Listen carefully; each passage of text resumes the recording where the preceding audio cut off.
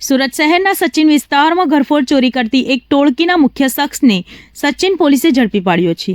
આરોપી ચહેરા પર માસ્ક, માથા પર ટોપી અને કમર પર કપડું વીંટાળીને ચોરી કરતા હોવાનું સામે આવ્યું છે. સચિનના પાલીગામ વિસ્તારમાંથી લાલા ઉર્ફ નેલુ ઉર્ફ ગોરખા નામના આરોપીની ધરપકડ કરવામાં આવી છે.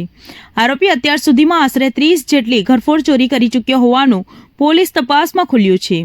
તાજેતરમાં આરોપીએ સચિન વિસ્તારમાં 2 ઘરફોડ ચોરીની ઘટનાને અંજામ આપ્યો હતો.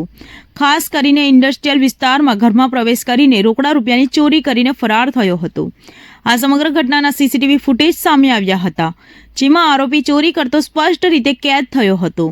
પોલીસે આરોપીની ધરપકડ કરી તેની પાસેથી રોકડા રૂપિયા, માસ્ક, ટોપી અને ઘરફોડ ચોરી માટે ઉપયોગમાં લેવાતા સાધનો જપ્ત કર્યા હતા.